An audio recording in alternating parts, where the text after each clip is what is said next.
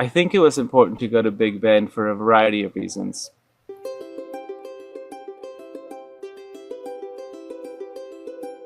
When I look specifically at both the opportunity to be able to go in community, I mean, that is the core of what Latino Outdoors is and means. What does it look like? What does it feel like? What does it sound like to go with others like you?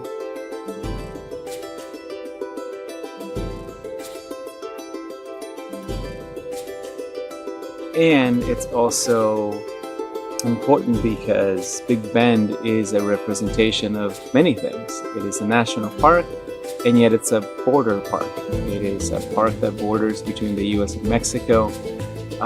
So you can't ignore the political realities that encompasses. And what does it mean to hold that, not just in the standard border narrative that you might have in other places? It now also accounts for the land.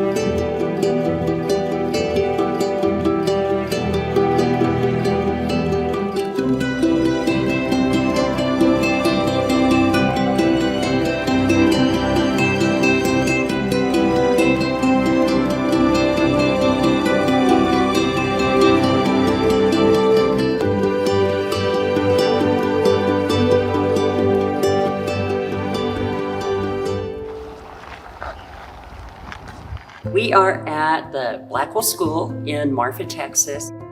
Blackwell tells the story of the segregation of Mexican Americans, and this happened throughout the South.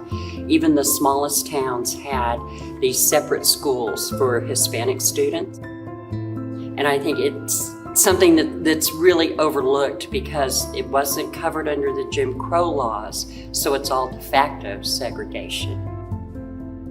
So, we have these hidden gems all across, in every small town, and people need to seek them out and visit them. And that's the best way to show your support, is take advantage of what is around you. It all started with a conversation. This should be bigger than just a little museum in Marfa, Texas.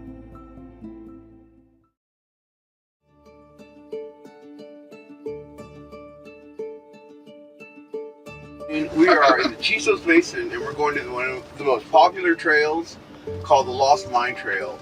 And we will summit part of the circle of mountains, and once we get to the top, we'll be able to see across the Chihuahuan Desert into the Rio Grande River Valley and the mountains of Mexico on the other side. This morning we are starting off with the Lost Mine Trail, which is one of my favorite introductory trails because you get a lot of elevation gain, and it is really special to me. It's a really sacred spot because looking out towards the south, we're at the Juniper Canyon Dogleg Bend. You can see, it's the first spot where you can really see into the Chihuahuan Desert and across the Rio Grande into Mexico. And the view of the mountains in Mexico, especially early in the morning, is phenomenal with the morning sunlight as it starts to light up the mountains and reflect off the top mountain tops. It's one of the most beautiful hikes in Big Bend, and this is one of my favorite places to bring a group who's never been to Big Bend.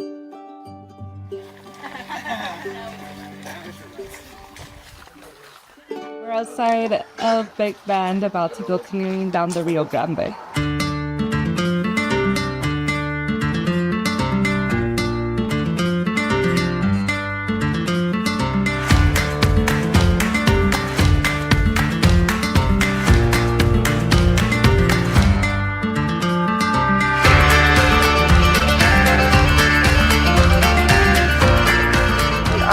About to go canoeing, my first time.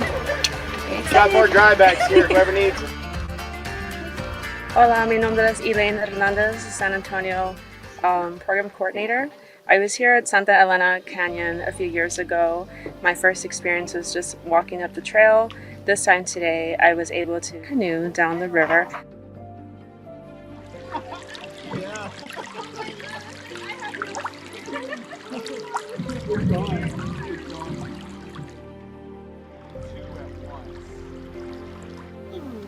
I grew up along the border in Brownsville, Texas, so for me it was always extremely transactional going from the US to Mexico. Visiting like the border in this kind of capacity was amazing because it helped me reimagine how I visit and see the border now. Instead of something that divides, it's something that brings life. A great opportunity for me to see part of the Rio Grande in a totally different new light. And here's my partner. And me, Elaine from San Antonio.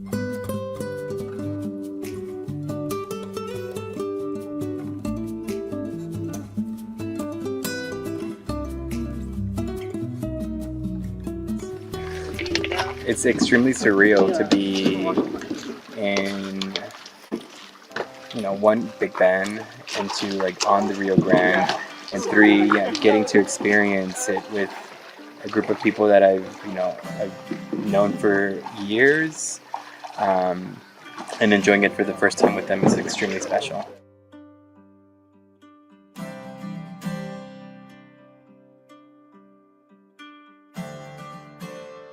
On one side of the canyon, you have Mexico. On the other side, you have Texas. But we're surrounded by the vast Chihuahua Desert, and it goes on for hundreds of miles. You can see how high the canyon walls are behind me, and this is really the only source of water.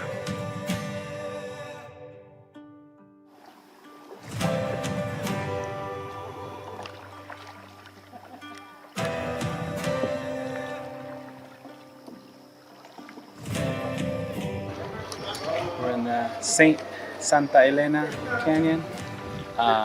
Beautiful Rio Grande, Rio Bravo, however you look at it. And between these two canyon walls is a political boundary between Mexico and the US. But ecologically speaking, of course, it's actually a zone of connection.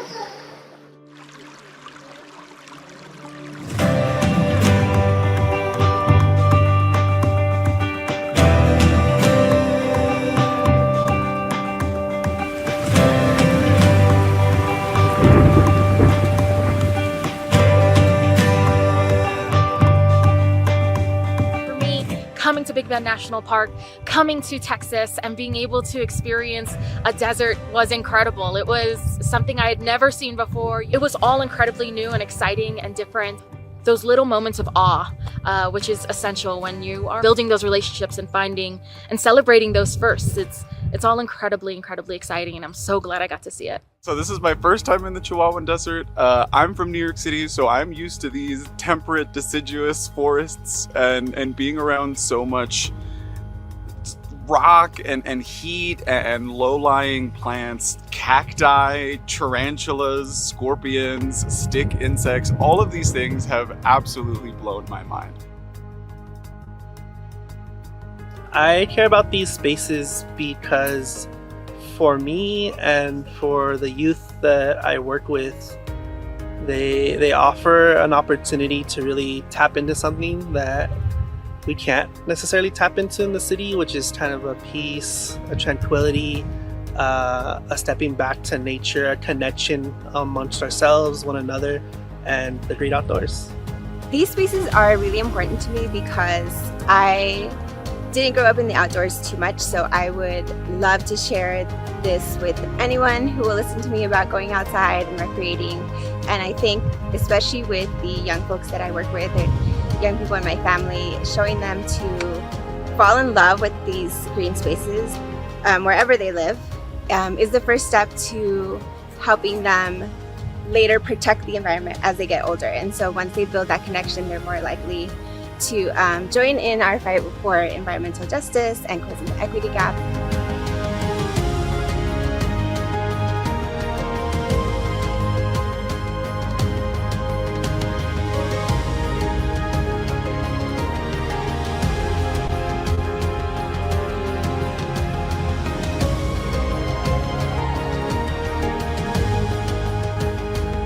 all have a connection to nature. We all are a part of nature, and we all deserve to have access. So being in a space like this has just been absolutely amazing. So the Chihuahuan Desert has a nice little space in my heart.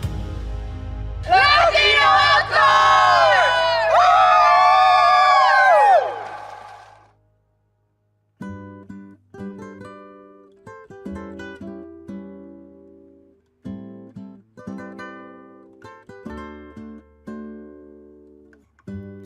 Yo no sé no vivir,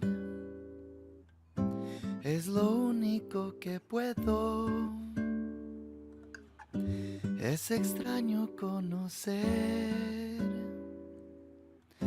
los que buscan a rompernos. Estas nubes pasarán, al fin siempre vemos cielo. Aunque caiga agua,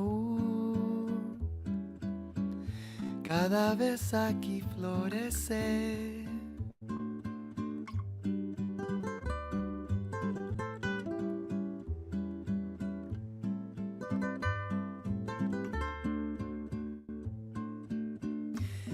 Yo no sé no oír esas risas de mi gente. No hace daño ofrecer alegría y fortuna. Este aire sigue aquí, con el sol que nos alumbra. Aunque llegue a tardar, cada vez una aventura.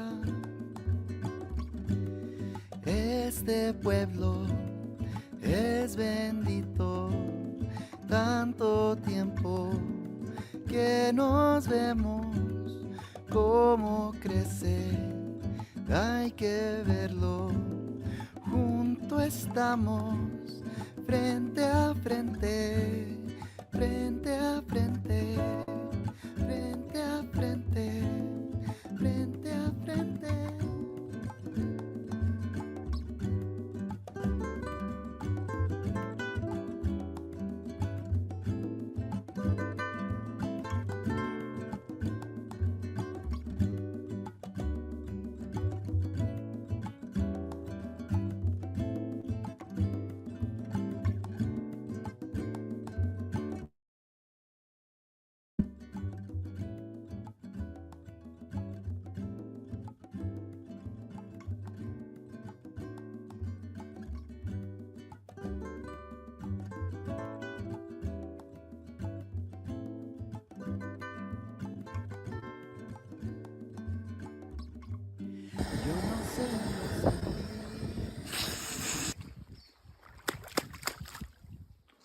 Bloop, bloop, bloop.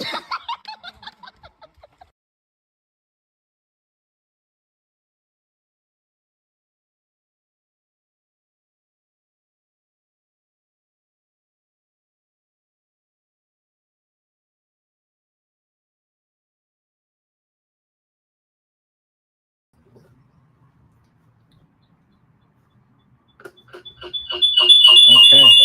Ooh. Good Lord. All right. Good evening, everybody. Bienvenidos.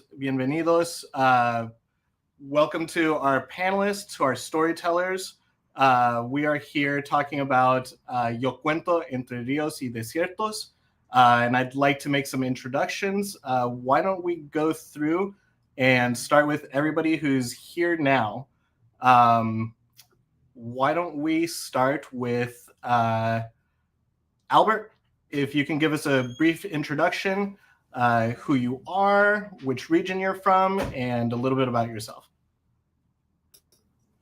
Sure. Good evening. My name is Albert Arevalo. I use he, him, his pronouns. One of the many Latino Outdoor volunteers. I'm specifically located in the Washington, D.C. area.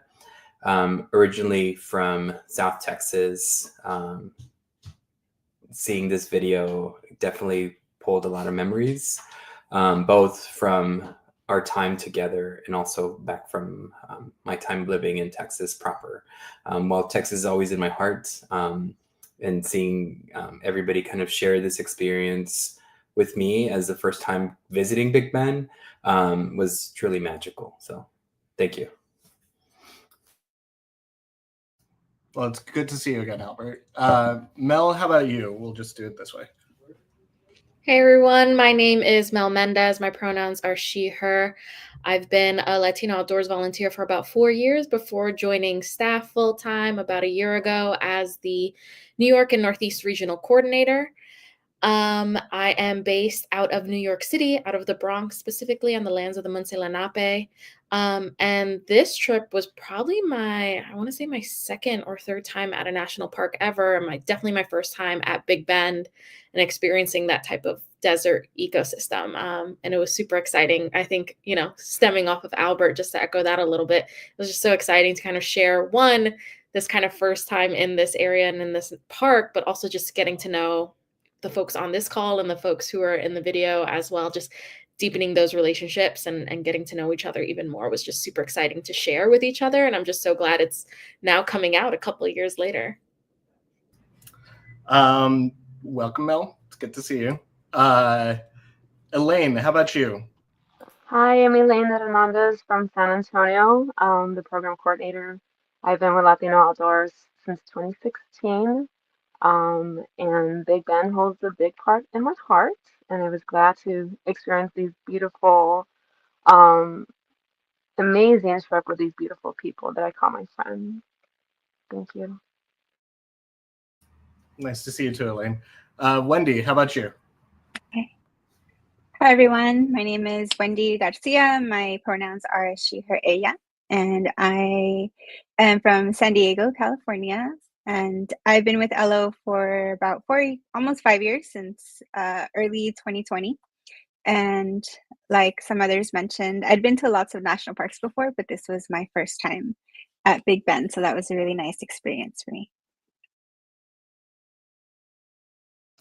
Wonderful. Well, it's great to see all of you here. I think we've got a picture of most of us in the background, but there were a ton of things, and I know that the video only captured some of the things that we experienced.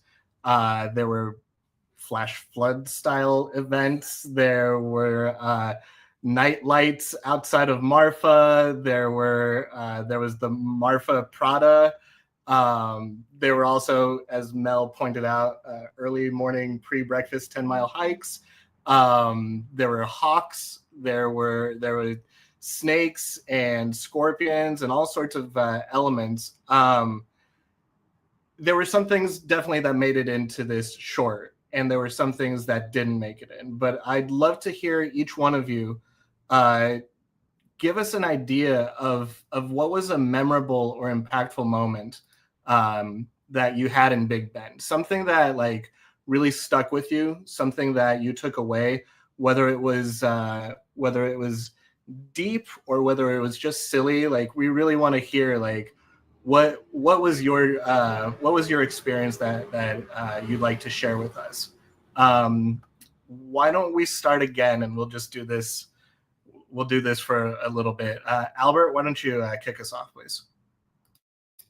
Sure. I have no singing voice, so I won't do this. But there is a song that's called "Deep in the Heart of Texas," and there's a lyric that says, "The stars at night are big and bright," and then followed by claps. So the dark night sky, seeing that. It's one of the few places in the United States that is designated a dark night sky. So it's not obstructed by light pollution. So seeing, the night sky as it truly is intended to be seen with everybody was extremely wonderful. While we had a few pockets to witness it because of the storms, it was truly something that was just so beautiful. And I'm sure whoever wrote Deep in the Heart of Texas had Big Bend in mind when they were writing it. So definitely the night sky and seeing it with everybody. it really was the big Texas night sky that you always hear about. It was my first time being, I honestly like both Texas and Big Bend, so it was a pretty impactful experience just seeing, the Chisos Basin and all the stars and everything. Mel, how about you? What was an impactful or memorable part of this experience? It's really hard to choose one, but I think I'm going to focus a little bit on our experience down the Rio Grande.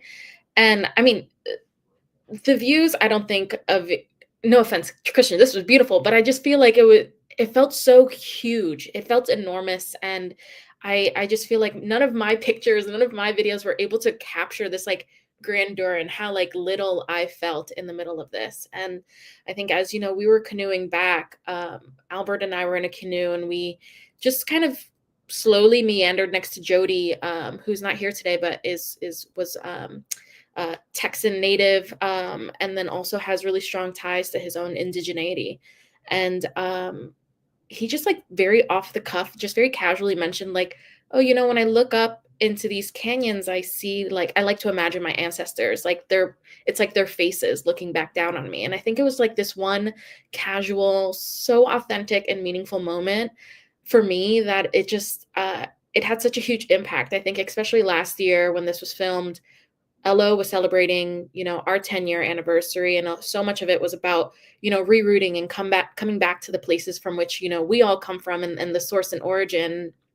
And I think in my own experience of like trying to reroute myself in my own heritage and culture, it was just like this powerful reminder that it can manifest in, in the simplest of ways and in the most beautiful and poignant of ways. And it was just such a beautiful moment, I think, to share. And I don't think Jody meant it to be, any big grand expression, but for me, it was just so touching and impactful that it's something I truly do carry with me.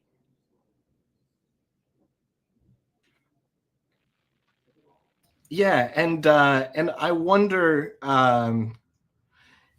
if it's all right. Like, we're talking about the Rio Grande and that experience, and it was really impactful, right? I think there's a video from somebody's phone which says, on this side is the United States, on this side is Mexico.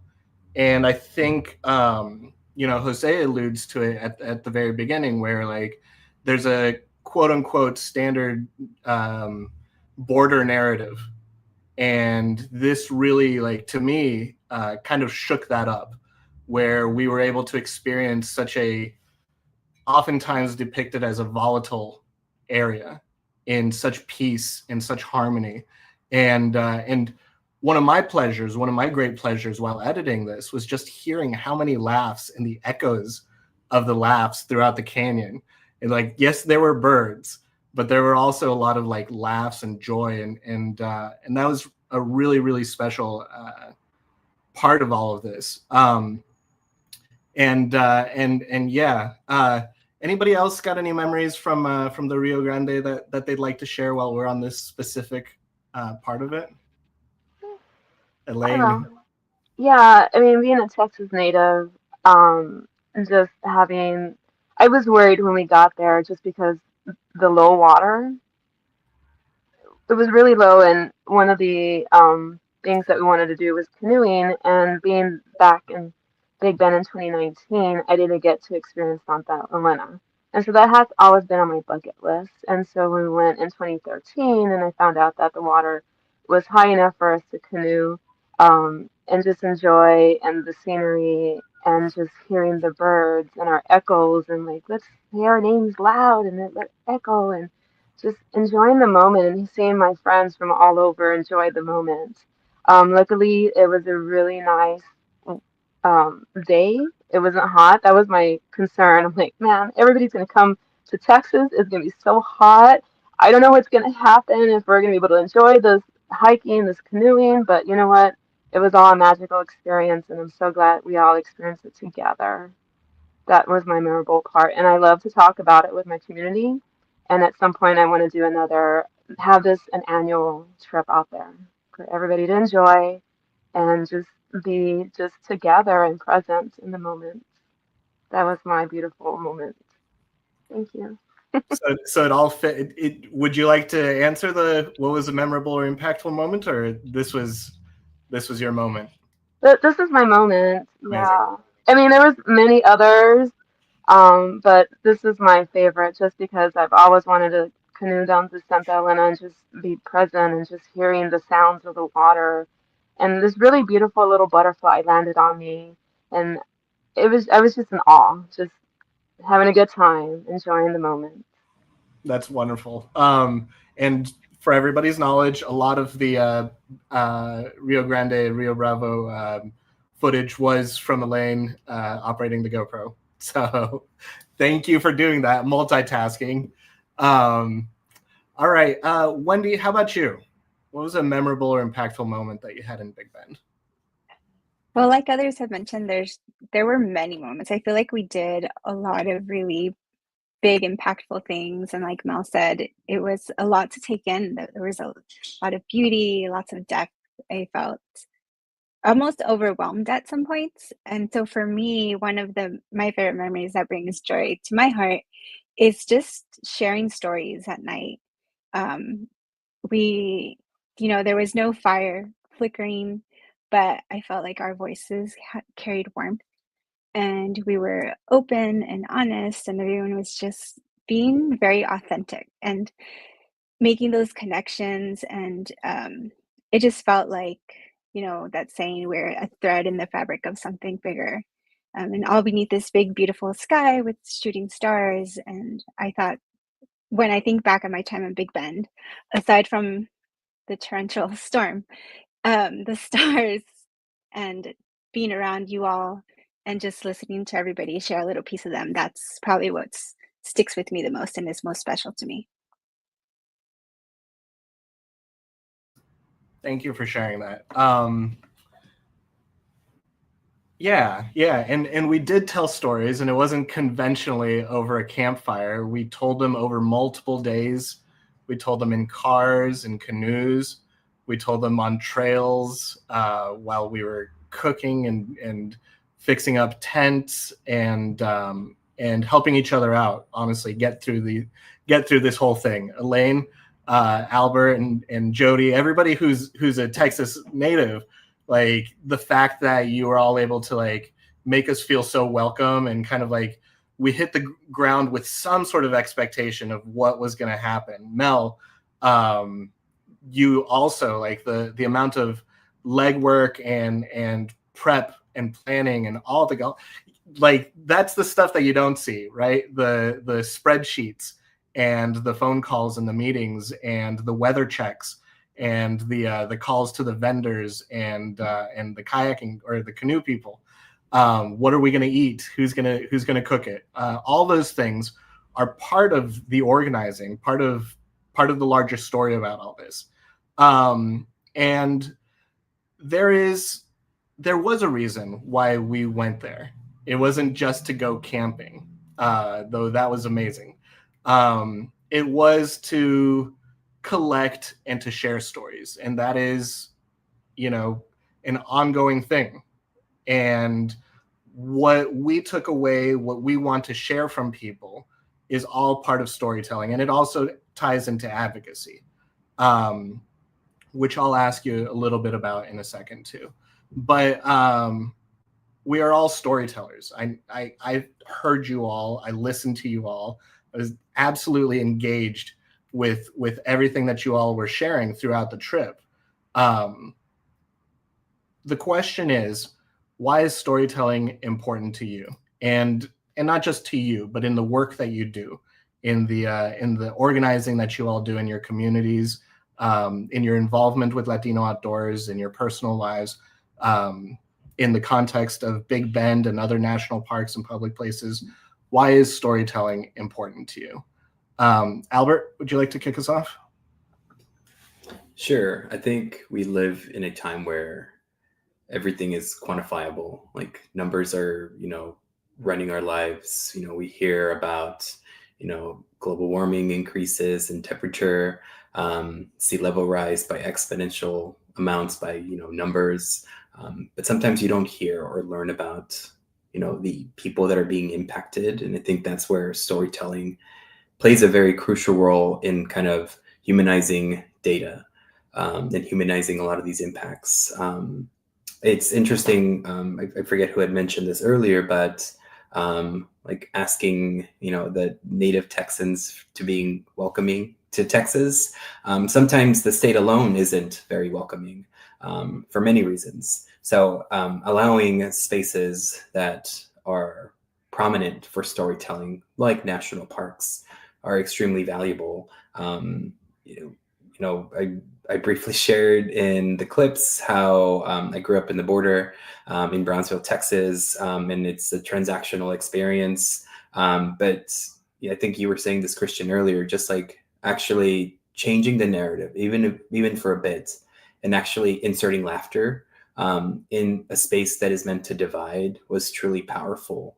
So I think that's where opportunities to tell stories are wonderful, because who would have known that you could have gone canoeing in the middle of something that is supposed to divide. So I think that's why our time was extremely valuable, and I think that's why storytelling is important, because it adds context and depth into a lot of the information that just kind of we get bombarded with on a regular basis. Absolutely. Thank you. Mel, how about you? A couple of years ago, at one of our National LO retreats, we did this workshop about storytelling, or like owning your own story and telling your story. And so much of what resonated with me was having lived experiences that I could share with other people. And I think, you know, I advocate a lot for my local communities for which I live in, local green spaces, and things like that, because that is my lived experience. That is my everyday experience. And then I think when I talk about, okay, well, what do I want to do on a larger scale, on a national scale? How where is my story within that, and like trying to identify that and trying to have that lived experience. And so I remember when I was writing this proposal to this, before I was even staff, writing this proposal to go to Big Bend and get a group of folks out there, it's because I was so committed to us having a lived experience in these spaces, and then becoming, like Wendy says in the video, becoming advocates, right? Because I don't think, and it's we talk about this so much at LO, and it's a huge part of it is our theory of change, that the more we have these connections and experiences and relationships with our green spaces, the more we're able to protect them and advocate for them, right? And you can't expect people, it's harder for people to advocate when they don't have a connection. And for me, this was this beautiful moment, this beautiful like intersecting moment of being able to say, like, I was in a border state, I was able to have these different experiences. I was in a national park, and then several months later, being able to say, like, oh, I submitted a comment on behalf of the Blackwell School, or I was able to now donate to NPS or MPCA, and things like that. And it's to have that lived experience and to be able to share that story so that I can encourage others to have their own lived experiences, or to see how they can fit in this broader movement that we're creating. Because it doesn't happen in a vacuum. And sorry, I think I'm rambling now about like broader advocacy needs, but I think at the crux of it all, it's like, to be able to share a story, you have to have a lived experience around it. And just so glad that we were able to kind of share that and have that together in order to have and enter into that next phase of sharing it out loud and advocating for it as well. Absolutely, absolutely, and don't worry about talking about advocacy and storytelling in the same sentence. Like, I feel like it's pretty natural for a lot of us, and hopefully the more people we get outdoors and the more connections we make, the more lived experiences we introduce folks to, it becomes natural for them to weave those two together as well. Elaine, how about you? Why is storytelling so important to you? Storytelling is important to me to share my experiences, to be able to go to these beautiful spaces and tell people that we're here to enjoy these areas. I like to come back and share it with my community and have people know that these parks are there for them as well to enjoy, to look, to feel, to climb, to canoe, and so forth. Because I always hear when I have events with the community as well, asking like, have you been to a national park? Do we do a national level? And at some point we want to do that, just to have them experience that beautifulness. And I feel like sharing these moments, it's beautiful, it's impactful, it's living little footprints that people can enjoy. I love that. Wendy, how about you? Why is storytelling important to you? Hi. Well, storytelling is important to me because it's, for me, how I share my love and build connections. Um, Oral storytelling skills, I think, are a really important part of the linguistic capital that my students bring into the classroom.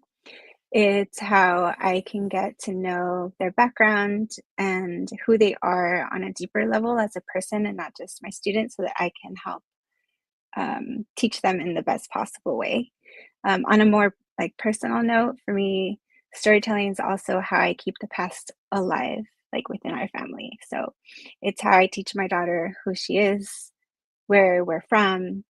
Um, I feel like every story that we share that gets passed along has, you know, the wisdom of all our elders before. So my mother and my abuelita and all the generations that came before them.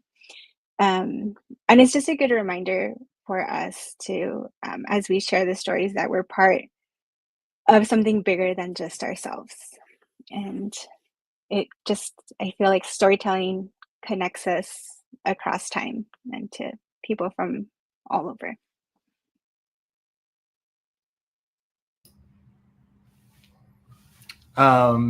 Like I said, you all are incredible storytellers. Just a lot of gratitude for you all sharing those perspectives and those experiences. And I think, you know, I like literally the road we took was so full of stories, right? The chains and the locks on a fence in the middle of Marfa, in the fields outside of Marfa, like each one was a story of who put it there, why was it there. Um, Stopping by the Blackwell School, every desk had a story, every photo carried a story.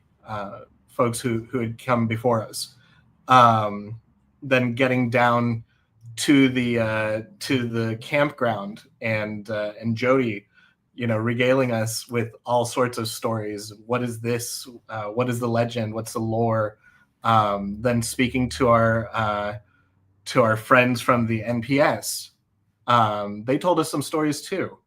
And I wonder, were there any, you know, any things that stuck out, any things that you all learned? And I know it was a long conversation with the national parks folks, but was there anything that you said like, okay, like I learned this or that that changed my mind, or I took that away? And because we don't always get the chance, like the folks who just go to a national park don't always get greeted by the superintendent, and they don't get to have a question and answer session.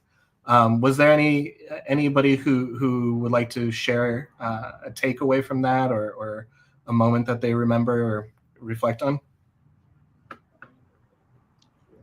I'm happy to jump in on that. So as I mentioned, I'm from New York City, and we're a proud sanctuary city. And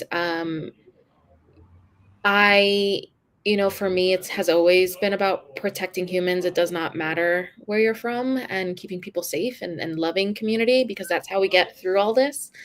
Um, but I will say I definitely had some of my own like myths that were debunked with our conversations with MPS on like what border communities look like and what border relations look like.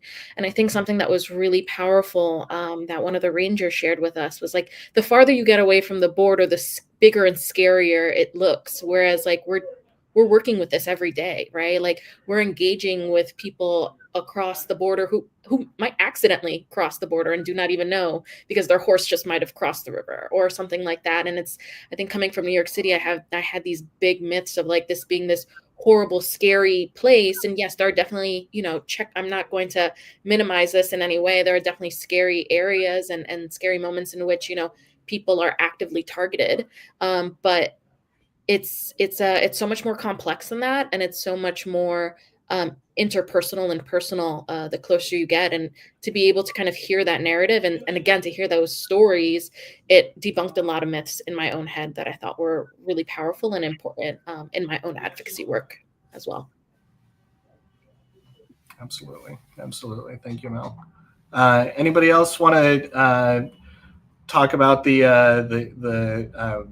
National Park Service that we encountered, their impressions of being near a border or right alongside the border in this through the lens of being in a national park? It's one of the longest shared borders, and I think we mentioned that in the facts at the end. And to me, it showed like what it was, what a border region has looked like in the past, nature. And it also, to me personally, showed what a border region can look like with cooperation, with a reframing, with minimizing the fear through understanding, through firsthand experiences. Where my experiences with the border are, fences and aduanas and kiosks and heavily patrolled areas.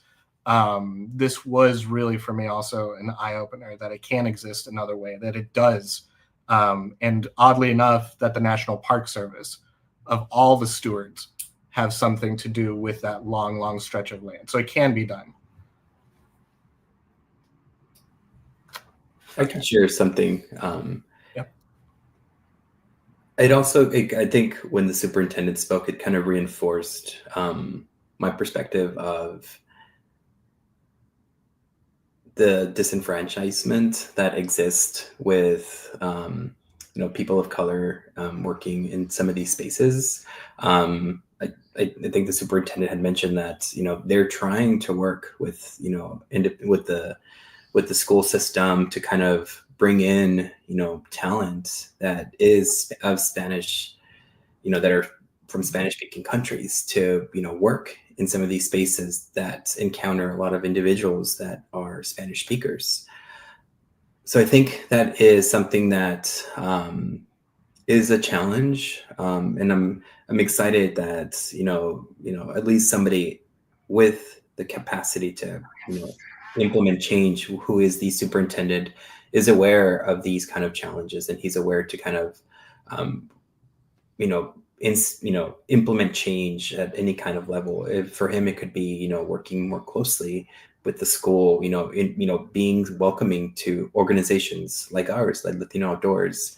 It shows how equitable it should be, in equitable spaces like national parks, wherever they are in the United States, should be accessible to all, as a visitor. And, it should be an opportunity for somebody who is looking for career opportunities, should be able to find them.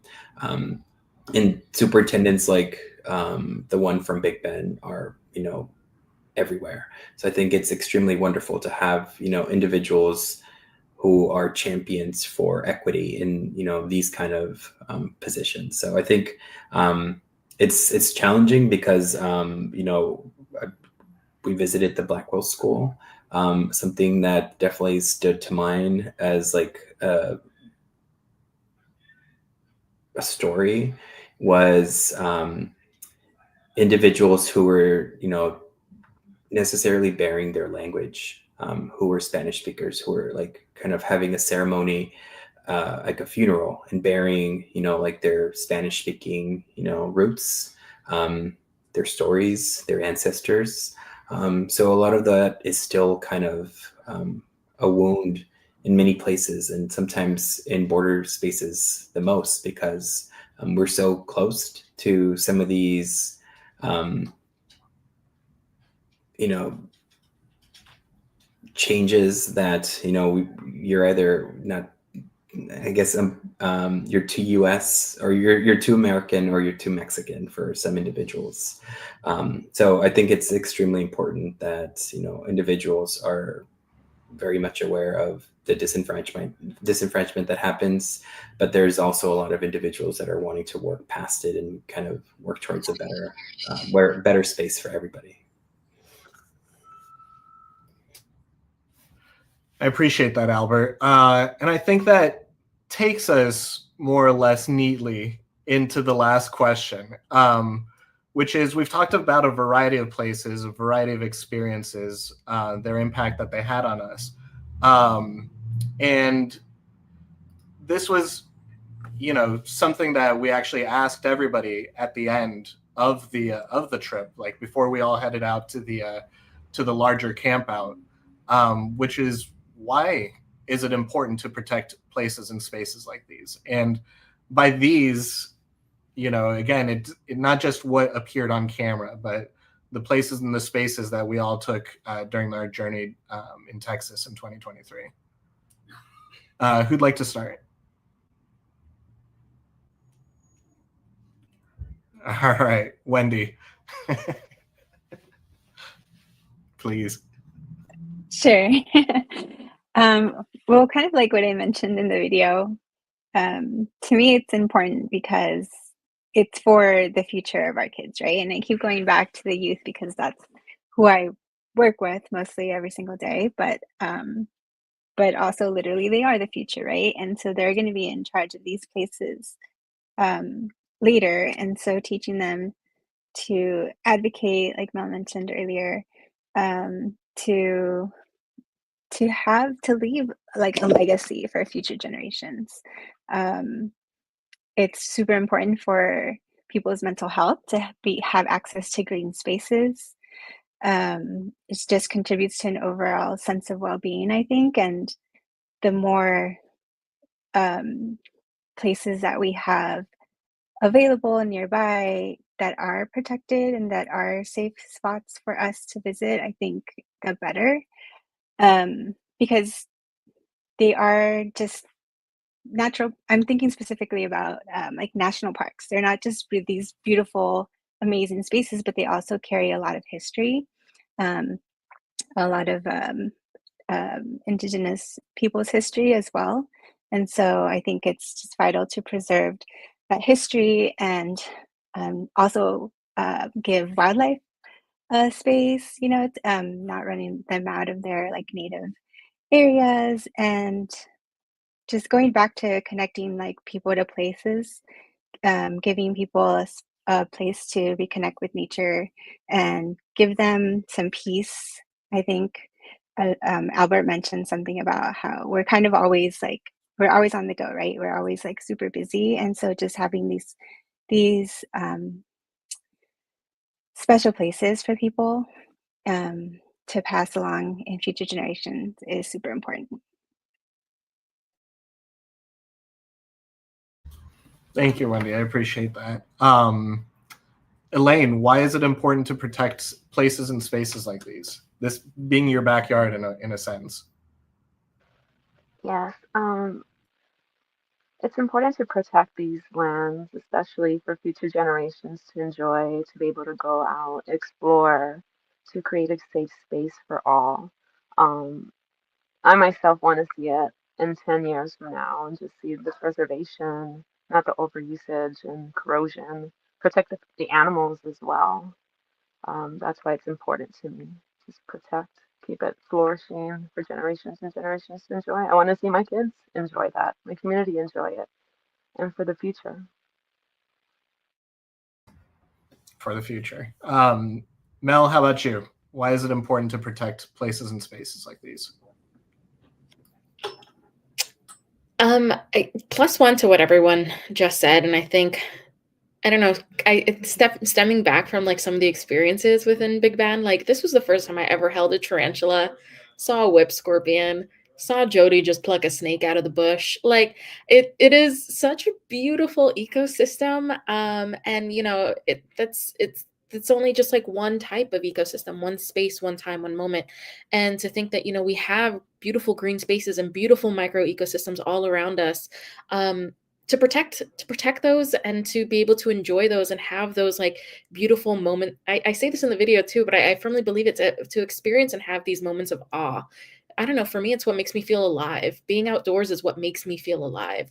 And to be able to have that experience and encourage others to also experience that just makes me feel so much connected with the work that I do, the people around me, the outdoors, everything. It like coalesces all together into this beautiful thing. Um, but I will say, like, you know, it's not one it protecting these spaces just is like one part of what we need to work on too. It's also building access to these areas too. And I know that's so much of the work that we do as well, but it's like, you know, in the US, studies show that's like 2/3 of Latina communities live in nature deprived areas. I can't imagine, like, you know, I live in New York City, super, you know, it's the concrete jungle, but like to not be able to access or like just to hug a tree, to rub my hands in some, you know, grass and feel safe and okay. We need to build more access to these green spaces. We need to have more of these green spaces as well. Like this is just one part of a larger conversation we need to have around protection, conservation, and adapting our areas and our communities. Agreed. Absolutely. Access goes hand in hand with protection, with conservation, with inclusion. Yeah, 100%, Mel. Albert, how about you? Sure. Mel had mentioned how New York City is a sanctuary city. I think federally protected lands are sanctuary spaces as well, for biodiversity, for storytelling, for people and, you know, critters to kind of coexist together. And it shows how, you know, harmoniously it really should be and has to be. For me, like, it's a sanctuary space because national parks are where I feel I can revive my inner child. You know, everybody grows up, but I feel like something always is activated when I'm at a national park or any federally protected spaces, or local spaces in our backyards. That just kind of brings out this like inner, you know, curiosity, you know, in me, being able to, you know, be free in spaces like this with people who allow me and others to be so welcomed, is important. And I think protecting these places are equally as important. My way of protecting them is by being myself, by being a child, by playing in these spaces. I think advocacy revolves around play for me. If you can see yourself playing in these spaces, you have a deeper root in wanting to protect these spaces. So I think seeing the joy in everybody, seeing the laughter, seeing, you know, the stories that carry on really helps kind of amplify the advocacy efforts that anybody might have towards, you know, these sacred spaces. I appreciate that, and I appreciate every one of you for sharing your incredible insights on this, because all of you are here because of Latino Outdoors, but you're all like such incredible like organizers, and I'm not lying, change makers in your own communities. And so yeah. Yeah. So I am privileged to have been a part of this incredible experience in Big Bend and along the border with you all. We captured a snippet of this, but you all carry that exact same spirit, that knowledge, that passion that I witnessed, that I was able to capture here and there on camera fleetingly. You all take that back to your own communities in LODMV, in LO New York City, in LO San Diego, LO San Antonio. You all do this conversation, but in action for your communities every week, and we're just so grateful for you all as storytellers, as advocates, as leaders. And I've just got one last question, and then I'll let you all go. Lightning round, super quick lightning round. What is something that you are proud of or excited about that you accomplished in 2024 or are finishing in 2024? Something real quick. Albert, I'll start with you. I guess my master's. So yeah. Yeah, definitely. So really excited. I did an unconventional route. I worked for some years and kind of paid for it myself. So I think that's something that I don't give myself enough credit for, but really happy for. So, and also excited to hear everybody else's accomplishments and learn and grow with you all. Fantastic. Why don't you popcorn it? Leave me in. Wendy. Okay, so along the same lines, finishing my dissertation proposal. And Mel. I would say becoming a licensed New York State hiking and camping guide, an outdoor guide. That's so exciting. We're so underrepresented, and to be able to take my folks out there safely and with some knowledge is just super exciting for me. And Elaine, last but not least, definitely. Thank you. Completed 1 year as a program coordinator, sharing these beautiful moments for my city and things that I love for my community, and it means so much to me. And being part of love, that's what makes me happy. My love. Well, nobody asked, but my I was gonna popcorn it to you. Just so you know. My 2024 was getting to spend half an hour with you all amazing people. Thank you all so much.